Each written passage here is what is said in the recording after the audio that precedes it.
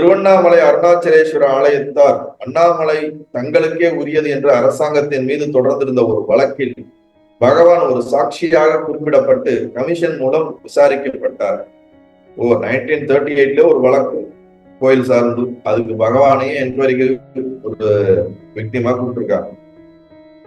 அப்போது பகவான் பின்வருமாறு கூறுகிறார்: பரபிரம்ம சொரூபமே அருணாச்சலேஸ்வரர் மலை வடிவமாகவும் லிங்கமாகவும் சித்த புருஷராகவும் இருக்கிறார். நல்லா புரிஞ்சுங்க. அருணாச்சலேஸ்வரர் அந்த இறை சக்தி, ஈஸ்வர சக்தி மலை வடிவாகவும் லிங்க வடிவாகவும் அங்கே வாழக்கூடிய சித்த புருஷராகவும் இருக்கிறார்.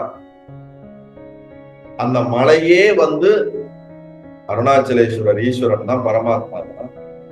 அந்த கோயில்ல இருக்க மூலவரும் அதே ஈஸ்வரனாகவும் அங்கே வாழக்கூடிய ஒரு ஞான குருமாராகவும் அவர் தொடர்ந்து அந்த இடத்திலே தன்னை வெளிப்படுத்திக் கொண்டே இருக்கிறார் அப்படின்னு இங்க பகவான் ரமணர் சொல்றார்.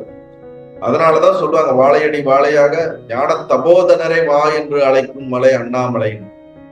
நீங்க ஹிஸ்டரி பல வருடங்களா எடுத்து பாத்தீங்கன்னா ஏதாவது ஒரு என்லைட்டன் மாஸ்டர்ஸ் அங்க தொடர்ந்து இருந்துகிட்டே இருப்பாங்க. அந்த திருவண்ணாமலைங்கிற அந்த எனர்ஜி ஃபீல்டுல ரமணரா இருக்கட்டும், விசிறி சுவாமிகளா இருக்கட்டும், சேஷாத்ரி பகவானா இருக்கட்டும், இதெல்லாம் நமக்கு தெரிஞ்ச பெயர்கள். உங்களுக்கு சொல்றேன், நீங்க இன்னும் பின்னோக்கி போனீங்கன்னா எவ்வளவோ ரிஷிமார்கள்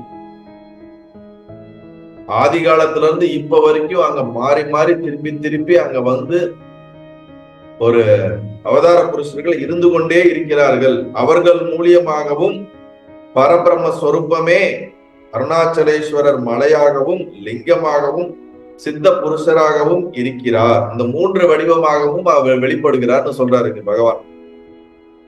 மலை மீதும் மலை சுற்றிலும் முளைப்பால் தீர்த்தம், பாத தீர்த்தம், ரிஷப தீர்த்தம், பாண்டவ தீர்த்தம், பாலி தீர்த்தம், அகஸ்திய தீர்த்தம், சோன தீர்த்தம் என்பவை முதலாம் பல தீர்த்தங்கள் இருக்கின்றன.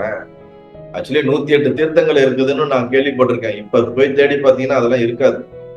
பல குளங்கள் மூடி இருக்கு. நீங்க சுத்தி கிரிவலம் வரும்போது உங்களுக்கு எங்க குளம் இருக்குன்னே நீங்க தெரியாது. மலை ஒட்டி இருக்கும் பல குளங்கள். அதெல்லாம் கிரில்ல போட்டு மூடி இருப்பாங்க. உள்ள போய் பார்க்க முடியாத மாதிரி இருக்கும். 1-2 குளம் தான் நம்ம கண்ணுக்கு தெரியும். பல இடங்கள்ல குளங்களே தெரியாது. இவர் வாழ்ந்த காலத்துல என்ன சொல்றாரு, பல தீர்த்தங்கள் இருக்கின்றன. அவற்றில் சில விருப்பாட்ச தேவர், குகை நமச்சிவாயர் முதலாம் மகான்கள் காலத்தில் ஏற்பட்டு இன்றும் இருக்கின்றன. வேறு சில தீர்த்தங்கள் மறைந்து விட்டன. 1938 அவர் சொல்றாரு, பல தீர்த்த குளங்கள் மறைஞ்சிருச்சு, பல 100 ஆண்டுகளாக இருந்துகிட்டே வந்தது. இப்ப பல தீர்த்தங்கள், அதாவது குளங்கள் இல்லை அப்படிங்கிறது. இப்ப நம்ம 2024 போய் பாத்தீங்கன்னா இன்னும் பல இது காணாம போயிடுச்சு. அவர் இருந்த காலத்துக்கும் இப்பயும் பார்க்கும்போது மேபி இன்னும் சில வருஷங்கள் அது இருக்குமா இல்ல அதையும் பட்டா போட்டுருவாங்களான்னு தெரியல. ஆதியும் அந்தமற்றதோர் ஜோதி ஆக பிரம்மாவுக்கும் விஷ்ணுவுக்கும் தோன்றிய அருணாச்சலம் பின்னர் அவர்கள் வேண்டுகோளுக்கு இசைந்து யாவரும் போற்றி பணிந்து பிரத்யக்ஷம் செய்யுமாறு மலை வடிவமாகவும்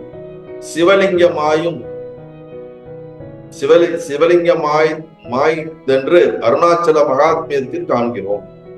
அதாவது அருணாச்சல மகாத்மியன்னு ஒரு புத்தகம் இருக்குங்க. நீங்க திருவண்ணாமலையில வந்தீங்கன்னா இந்த திருவண்ணாமலை பத்தின மகிமைய, அதனுடைய பெருமையை ரொம்ப தெளிவா சொல்லக்கூடிய புராண ரீதியாக இந்த கதைகள் எல்லாம் விளக்கி சொல்லப்பட்டிருக்கக்கூடிய அந்த புத்தகத்துல அதுல ரொம்ப தெளிவா அந்த கதை வரும்.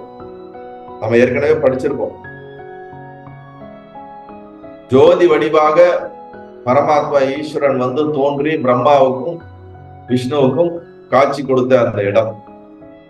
அதற்கு பின்பு அவர்களுடைய வேண்டுகோளுக்கு இணங்க அது மலையாகவும் லிங்கமாகவும் அங்கேயே அவர் இருந்துறாரு.